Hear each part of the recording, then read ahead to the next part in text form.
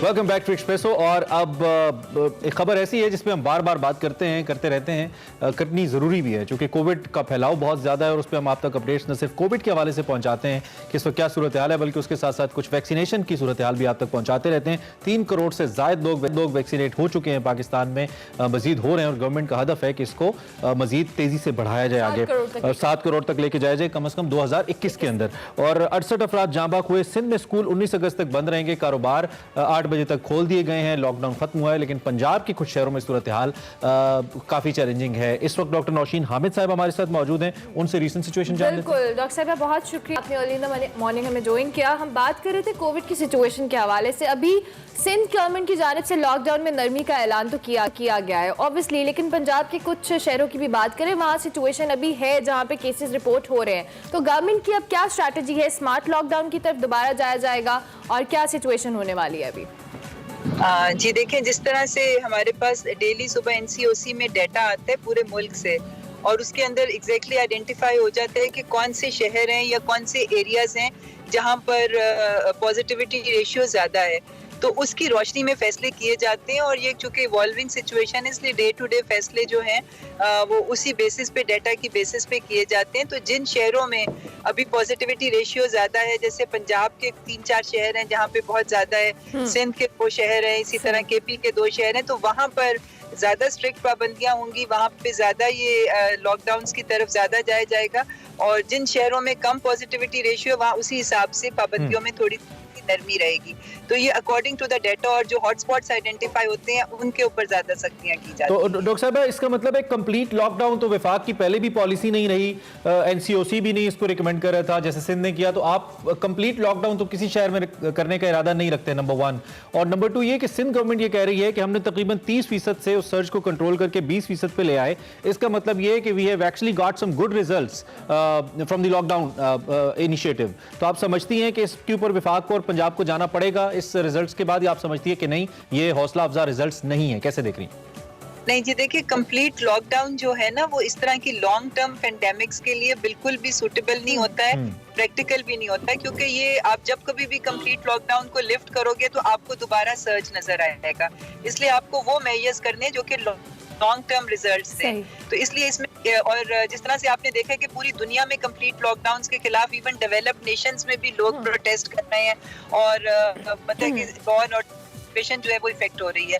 तो this is not the practical solution. ये जो हॉटस्पॉट्स हैं उनको आइडेंटिफाई करके उन जगहों को लॉकडाउन में किया जाए, तो ये पहली 3 वेव्स में भी ये पॉलिसी इफेक्टिव रही थी। जी ठीक हो गया। अच्छा डॉक्टर साहब, वैक्सीनेशन के हवाले से अभी हमने लॉकडाउन की स्ट्रैटेजी देखा कि अभी 3 करोड़ पब्लिक को आपने वैक्सीनेटेड कर दिया है, लेकिन गवर्नमेंट का टारगेट ये है कि 2021 तक आप लोग 7 करोड़ लोगों को वैक्सीनेटेड करेंगे। अब लॉकडाउन की सिचुएशन में हमने देखा कि लोगों का रुझान वैक्सीनेशन की तरफ ज्यादा आया भी, और जब गवर्नमेंट ने स्ट्रिक्टली कहा कि हम सिम ब्लॉक्स करेंगे, हम दीगर मामलात करेंगे, तभी लोग वैक्सीनेशन की तरफ आए। अभी भी बहुत सारे एरियाज में वैक्सीनेशन चैलेंजिंग है गवर्नमेंट के लिए, तो आप लोग उसके लिए क्या स्ट्रैटेजी अपनाने वाले हैं? देखिए जी, इस वक्त तो सबसे पहले मैं आपको ये बताऊं कि हमारी वैक्सीनेशन अब तकरीबन 4 करोड़ के करीब पहुंचने वाली है।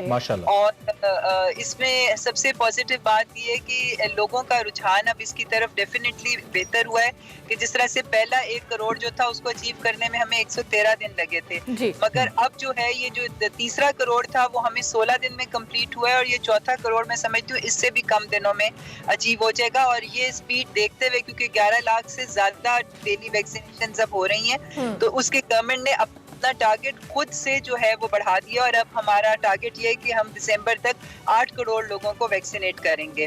और एक मेन रोल जो है वो हमारी मोबाइल वैक्सीनेशन जो ड्राइव है वो रोल प्ले कर रही है कि लोगों के डोर स्टेप्स पे जाके, घर घर जाके जो वैक्सीनेशन लगाई जा रही है। इस वक्त जितनी टोटल वैक्सीनेशन हो रही है डेली, उसमें 28% जो है वो मोबाइल वैक्सीनेशन हो रही है। तो इससे भी इंशाल्लाह ताला चीजें बहुत बेहतर इंशाल्लाह ठीक हो गया। डॉक्टर साहब, साथ साथ मुहर्रम के हवाले से, क्योंकि अब मुहर्रम शुरू होने वाला है, इसमें जुलूस भी होंगे, मजालिस भी होंगी, SOPs पर अमल दरामद कराना गवर्नमेंट के लिए बड़ा चैलेंजिंग हो जाता है। हमने ईद के दिनों में भी देखा और दीगर मामलात पे भी।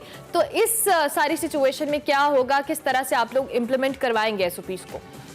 देखें जी, जिस तरह से हम देख रहे हैं कि जब भी कोई इस तरह के मौके आते हैं, अभी हमारी बकरा ईद गुजरी है, उसके बाद हमने एक सर्च देखा था, तो ये अब ज़ाहिर ये भी हमारा एक बहुत अहम मजहबी हमारी मौका आ रहा है, और डेफिनेटली इसमें मजालिस भी होंगे, जुलूस भी होंगे, मगर उनके लिए SOPs इशू कर दिए गए हैं, और हमें उम्मीद है कि उन SOPs पे अगर अमल दरामद होगा तो इंशाअल्लाह ताला ये सारी चीज़ें उसी तरह से अपनी रूटीन में होंगी भी, और वबा भी कंट्रोल। अच्छा डॉक्टर साहब, एक तो NCOC को 500 दिन मुकम्मल हुए, आप समेत सभी जो लोग इसमें रोल प्ले करते रहे, असद उमर साहब, दीगर इदारों के भी लोग, सबको हमारी तरफ से एक तो खिराज तहसीन है।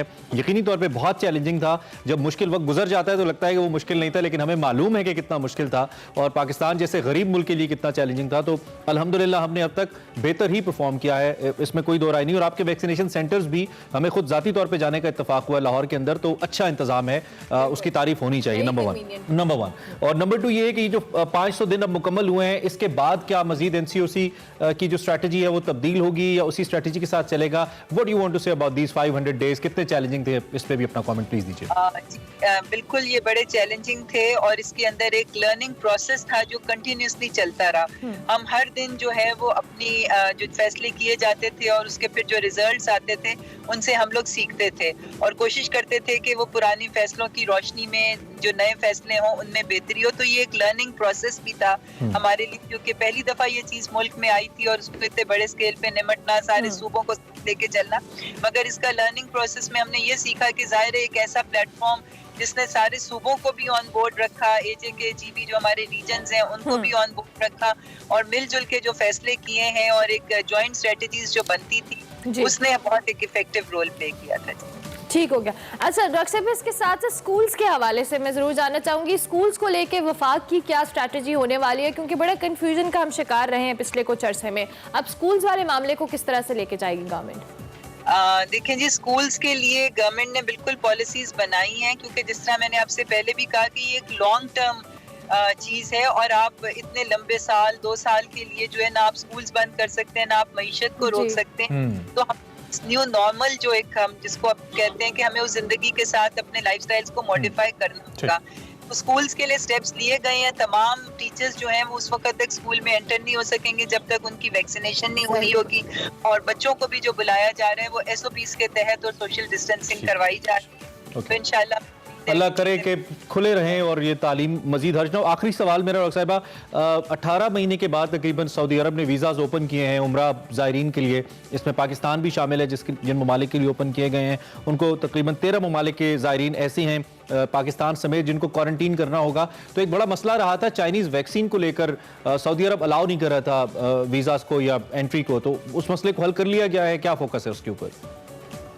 देखिए जी, अभी भी मैं समझती हूँ कि इसको थोड़ा सा टाइम और लगेगा, क्योंकि उनकी जो डिमांड है वो ये है कि उनकी अप्रूव्ड वैक्सीन की जो है वो बूस्टर डोज लगे, और उनकी अप्रूव्ड वैक्सीन जो हैं वो फाइजर है या मॉडर्ना या एस्ट्राजेनेका। जिन लोगों को वो लगी हुई है वो तो ट्रेवल कर सकेंगे, मगर जिन लोगों को चाइनीज वैक्सीन लगी है उनको अभी बूस्टर डोज लगाने का, इन वैक्सीन का जो है वो हमारे पास कोई सेफ्टी डाटा मौजूद नहीं है। जो को मिक्स एंड मैच किया जाता है, इसके बारे में अभी पूरी दुनिया ग्लोबली तो डॉक्टर साहब ऐसा कोई मैकेनिज्म मौजूद है कि अगर वैक्सीन कोई और लगी हुई है, जैसे चाइनीज वैक्सीन लगी हुई है, लेकिन उसके बावजूद अगर यहाँ से जाने वाले ज़ायरीन वहाँ पे क्वारंटीन कर रहे हैं 14 दिन के लिए, तो वो SOPs तो मुकम्मल कर लेंगे, then they are free to move. तो आप कोई ऐसा SOPs तय करें ना, ऐसा मैकेनिज्म बनाएं जिससे हमारे पाकिस्तानियों को फायदा हो।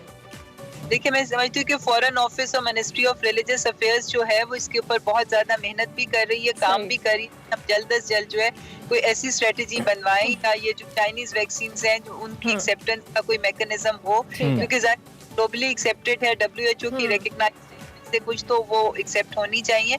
तो इसके ऊपर काम हो रहा है, इंशाल्लाह ताला मैं समझ बाकी चीजों का सॉल्यूशन निकला, इसका भी निकल आएगा इंशाल्लाह। Thank you very much doctor Naushin Hamid, पार्लिमानी सेक्रेटरी वाइस सेहत, हमारे साथ एग्जैक्टली और इनका हम हमेशा शुक्रगुजार रहते हैं कि ट्रैवल भी कर रही हो, तो ये हमारे एक्सप्रेसो का हिस्सा बनने मंडे को हमारा टाइम ऐसा होता है कि ट्रैवल कर रही होती है। So thank you once again ma'am. And vaccination के हवाले से आपने जरूर वैक्सीनेशन करानी है, इट्स वेरी इंपॉर्टेंट, और आपने SOPs को भी फॉलो करना है। इसी अच्छी बात पे जी हम एक ब्रेक ले लेते हैं, ब्रेक के बाद हाजिर होंगे, आप देखते रहिए एक्सप्रेस।